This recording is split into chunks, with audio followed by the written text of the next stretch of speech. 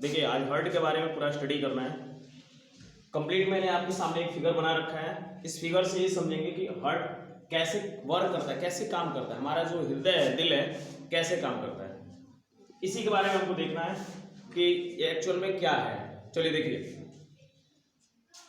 ये जो मैं लाइन ड्रा कर रहा हूं ऐसे, ये वाली,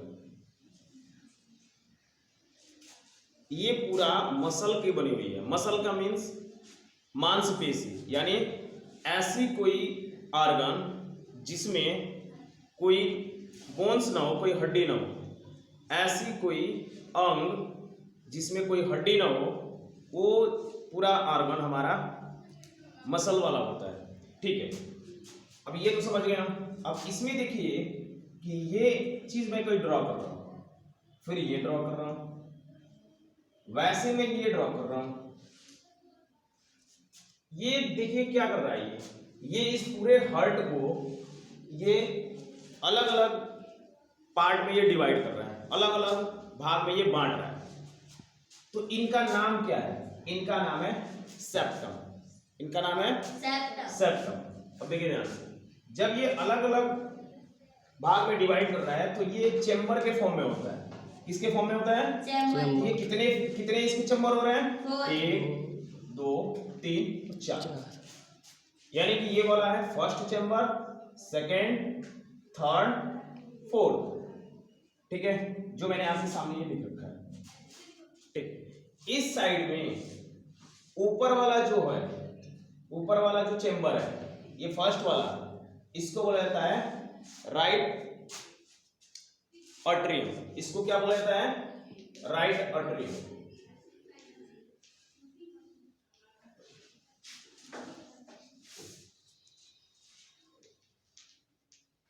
इसको बोला जाता है राइट अट्रियम, यानी फर्स्ट चेम्बर का जो पूरा जगह है इसको बोला जाता है राइट अट्रियम, जिसको आर ए से डिनोट किया जाता है। सॉरी, आर ए से डिनोट किया जाता है। वैसे ही राइट साइड में नीचे की तरफ अब देखिए, इस वाले पूरे पार्ट को, ये वाला पूरा पार्ट, इसको क्या बोला जाता है? इसको बोला जाता है राइट वेंट्रिकल, जिसको हम डिनोट करते हैं इसको आरबी से। किसे डिनोट करते हैं? आरबी से। और इसको किसे डिनोट करते हैं? आर ए से। ये चीजें याद रखिए। वैसे ही इसमें राइट में 2 हो गए चेम्बर, वैसे ही लेफ्ट में 2 चेम्बर है। तो इस वाले चेम्बर को क्या नाम देते हैं? Left atrium. इस वाले को क्या नाम देते हैं? Left atrium. वैसे ही इसको क्या नाम देते हैं? राइट। बस ये चीजें आप लोग को याद रखनी जो मैंने ये लिखा है। अब देखिए यहां से क्या होता है एक्चुअली। जो मैंने सेप्टम आपको बताया कि ये सेप्टम मतलब क्यों होता है, ये सेप्टम का वर्क क्या है, जो मैंने आपको सेप्टम बताया था, ये सेप्टम का काम होता है इस पूरे हार्ट को 4 चेम्बर में बांटना। चेम्बर का मतलब होता है कपाट, सॉरी, चेम्बर का मतलब कोष्ठक, चेम्बर का मतलब कोष्ठक। तो इसको 4 चेम्बर में ये जो हमारा सेप्टम है डिवाइड करने का काम करता है। ठीक है, अब देखिए क्या हो रहा है इसमें। अब इसमें एक चीज हो रहा है कि सपोज करो हमने एयर में आए, कहाँ आए? एयर में। कहाँ आ रहे हैं? एयर में। और एयर हम क्या किए, यहां से अपने नोज में ले लिया, अपने नाक से उसको अपने बॉडी के अंदर ले लिए। अब देखो क्या हुआ, जैसे हमने लिया तो ये क्या हुआ, विंड पाइप से कनेक्ट है। किस पाइप से? Wind pipe. अब विंड पाइप देखो, हमारे जो नाक में ये वाली जो जगह है ना, ये इसमें 2 विंड पाइप है, एक इधर से है अंदर अंदर, एक इधर से। ठीक है, अब देखिए, जैसे ही हमने जो सपोज करो कि हमने ये जो एटमॉस्फेयर से हमने एयर लिया नाक के थ्रू, अब ये कहाँ आया? विंड पाइप में। कहाँ आया? Wind pipe. और विंड पाइप के थ्रू अब ये कहाँ जाएगा? ये कहाँ पहुंचाएगा? ये विंड पाइप के थ्रू हमारे लंग्स को पहुंचाएगा। कहाँ पहुंचाएगा? लंग्स को। लंग्स। ठीक है, अब ध्यान से समझने वाली और सुनने वाली बात देखिए क्या है। जब हमने एयर लिया, एयर में आए, वहां से हमने कुछ सांस लिया, ब्रीदिंग किए, सांस लिए, तो अंदर सिर्फ एक ऑक्सीजन नहीं लिया, हमने बहुत सारे गैस इस पूरे एटमॉस्फेयर में मूव कर रहे हैं, पहले से अवेलेबल है। हमने बहुत सारे गैस को अपने बॉडी के अंदर इनहेल करते, अपने बॉडी के अंदर ले लिया, जैसे ऑक्सीजन ले लिया हमने, वहां से क्या ले लिया, और बहुत सारे गैसें हैं जो हमने ले लिया, जैसे कार्बन डाइऑक्साइड है वो भी ले लिया। तो जब ये आया और लंग्स के अंदर गया, तो लंग्स का काम क्या है? लंग्स का काम है कि उस लंग्स का ये काम है कि जो हमने एयर लिया, जो हमने गैसेस अपने नाक के थ्रू, विंड पाइप के थ्रू अपने लंग्स तक पहुंचाया, वो ये करता है कि ये वहां से ऑक्सीजन की वैल्यू बढ़ा देता है और उसको अपने अंदर रख लेता है। उसको अपने अंदर क्या कर लेता है? रख लेता है और वहां से CO2 को क्या करता है?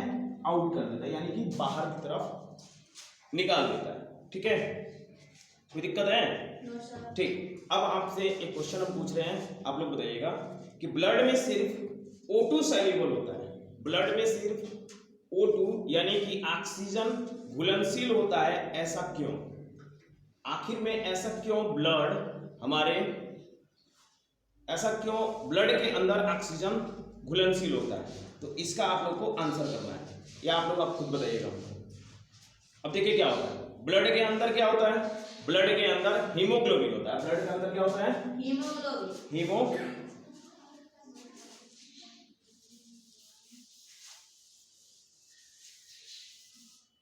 देखिए ब्लड के अंदर क्या होता है? हीमोग्लोबिन होता है। ठीक है, ब्लड के अंदर। अब इसका वर्क क्या है हीमोग्लोबिन का? इसका बहुत सारे वर्क हैं, लेकिन इसका एक वर्क है कि O2 को क्या करता है? O2 को बाइंड का काम करता है। किसका काम करता है? बाइंड। ठीक है, बाइंड का ये काम करता है। ब्लड हमारे बॉडी में पूरे दिन, ऐसे समझो ना, ये क्या करेगा, जैसे हमने ले लिया, ठीक है, ऑक्सीजन लिया, लंग्स को गया, वो क्या गया, लंग्स के अंदर क्या है? ब्लड। और ब्लड क्या कर रहा है भाई? ब्लड का काम क्या है? ब्लड का काम है कि उसमें जो भी चीजें हैं, उसकी जरूरत की चीजें उसको लेगा और बाकी चीजों को वो बाहर करेगा। अब देखिए ब्लड के अंदर हीमोग्लोबिन का काम कर रहा है कि जो हमने एयर लिया, उससे उसने सिर्फ ऑक्सीजन को रख लिया और रखने के बाद उसको कर दिया बाइंड। ठीक है, अब ध्यान से सुनना बात। ब्लड हमारे बॉडी में पूरे दिन क्या करता रहता है? समझो, ब्लड हमारे बॉडी में पूरे दिन चारों तरफ हमारे बॉडी के हर एक ऑर्गन, हर एक अंग के पास चलता रहता है, मूव करता रहता है, घूमता रहता है।